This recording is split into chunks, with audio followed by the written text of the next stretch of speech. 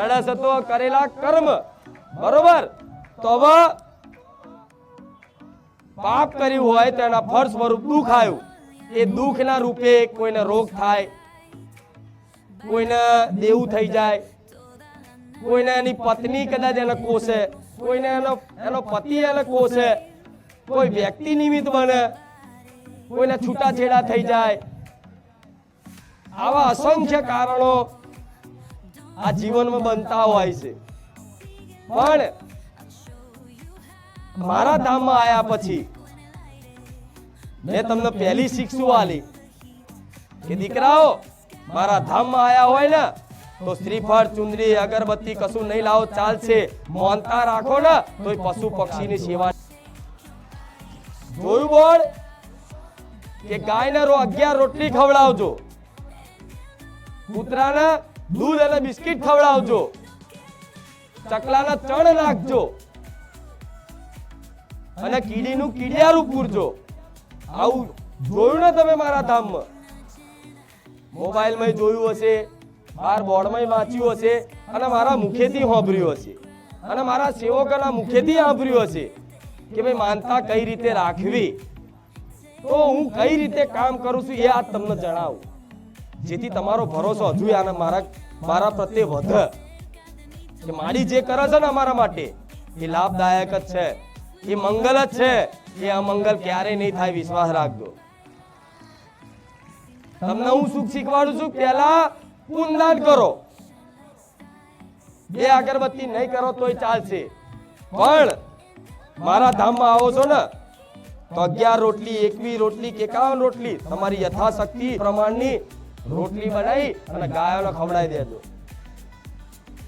ઘાસ સારો નાખો તોય રોટલી ખવડાવો તોય કીડીનું કીડિયારો પૂરો કૂતરાના દૂધ બિસ્કિટ ખવડાવો અને ચકલાનો ચણ નાખો અને જે બી પશુ પક્ષી દેખાય જરૂરી નહીં કબૂતર ગમે તે કાબરો હોય પોપટ હોય જે બી જીવ હોય જો દેખાય ને તો છે ને દિલથી કોઈ ઈચ્છા રાખ્યા વગર 5 રૂપિયાની પુણ્યદાન કરી દેજો હું મેરડી રાજી રહીશ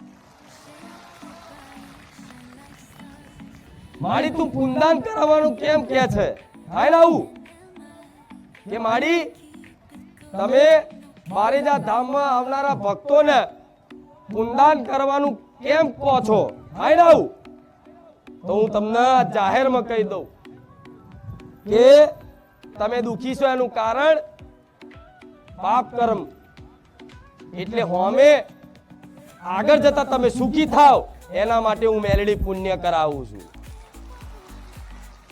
જેવું અત્યારે દુખી છો એનું કારણ શું છે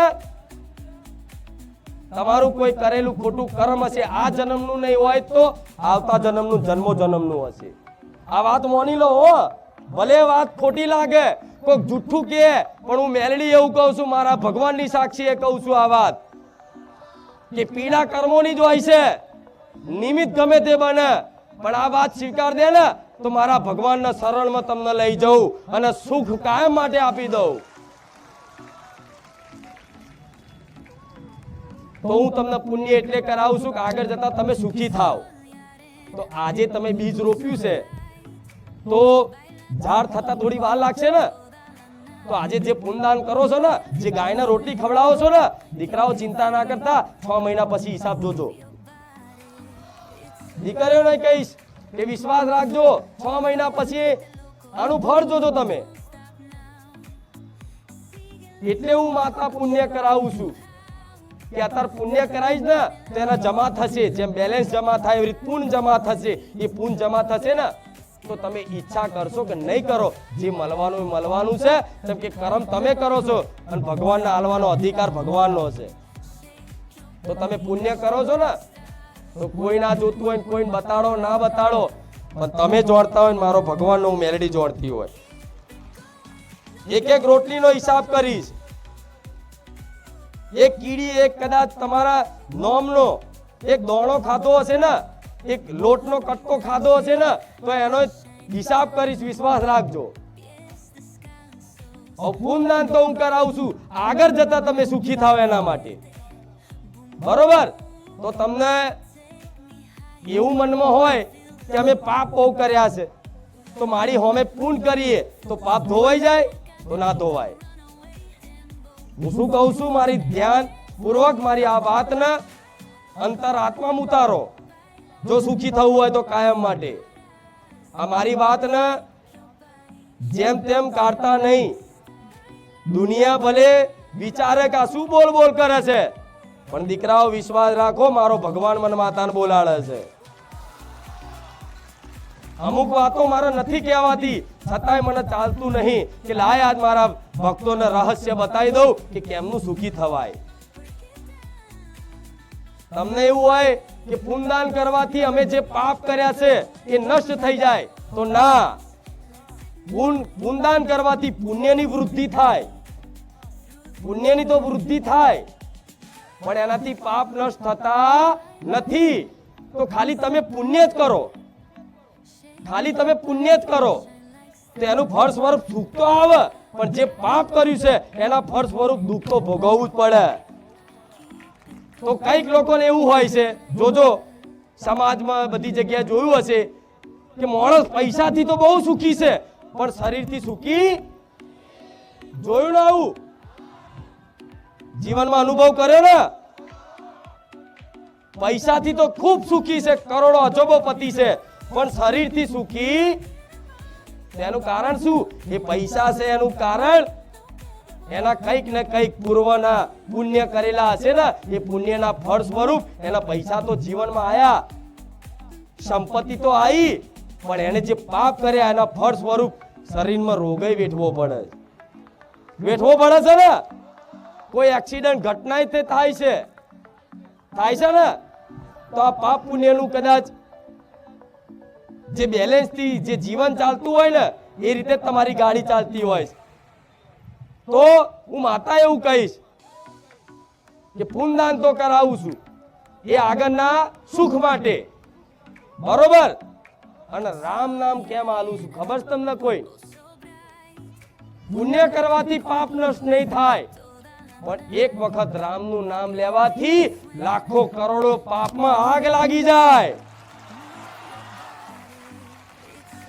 જેવું એક વખત રામ બોલવાથી અસંખ્ય પાપ દિવાસરી વાગી જાય. આ સત્ય છે. કલયુગ કેવલ નામ આધારા. આ કળિયુગમાં ભગવાનનું નામ જ તમારો ઉદ્ધાર કરી શકશે. કેમ કે પેલા જેવા તપ ધ્યાન નહીં કરી શકતું કોઈ, પેલા જેવા હવન યજ્ઞ નહીં કરી શકતું કોઈ.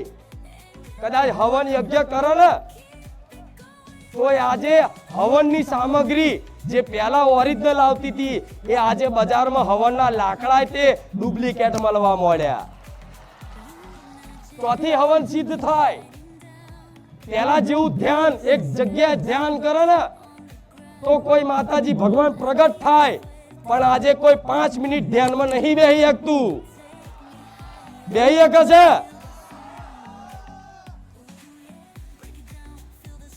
કોઈ બેહી શકે છે 5 મિનિટ? નો કોઈ બહાદુર હોય અને ડાયરેક્ટ પહેલી જ વાર આવ્યો હોય 5 મિનિટ ખાલી ધ્યાન કરી બતાવો, તમારું આ મન ચંચલ છે, ક્યારેય ધ્યાન નહીં લાગવા દે. તો પહેલા સતયુગમાં ધ્યાન કરતા હજારો વર્ષ સુધી તાર ભગવાનની કૃપા થતી ને એક ફળ મળતું. ત્રેતામાં યજ્ઞ કરતા, જબરા જબરા યજ્ઞ, ખબર છે ને કે રાક્ષસોના ત્રાસથી રાક્ષસોને હણવા માટે બધા ઋષિ મુનિઓ યજ્ઞ કરતા, હવન કરતા, અને હવનનું અનુષ્ઠાન એવું પવિત્ર હોય અને હવનની સામગ્રી બધી એકદમ અસલી હોય, ઓરિજિનલ હોય. આજે હવન કરવા બેહો છો તો જે લાકડા લાવો ને એ લાકડા ભલે સમિધા ના કહેતા હોય, ચંદન ના કહેતા હોય, એ બાવરિયાના લાકડા સુગંધ વાળા કરી ના દે તો ચોથી યજ્ઞ સફળ થાય. દ્વાપર યુગમાં લોકો દાન કરતા ભગવાનને પ્રસન્ન કરવા માટે, જબરા જબરા દાન કરે. રાજા રજવાડા ખબર છે ને તમને? એની પ્રજા હોય એને બધું દાન કરી દે, જગ્યા હોય દાનમાં આપી દેતા હતા. આજ કઈક કઈક હોપરીઓ છે એ વિસ્તાર હોતો એ જગ્યાઓ દાનમાં આપી દે. કોઈ રહેવા આવ્યું હોય ને તો પેલો આ જગ્યામાં રહો, વાંધો નહીં, આ તમને આપી દીધી. એવા દાનવીરો હતા. અને એ દાન રામ ભરોસે કરતા, ખબર છે ને? આવું સાંભળ્યું હશે અત્યારે કઈક કઈક જગ્યાએ કોઈ દાન કરે ને તો શું લખે?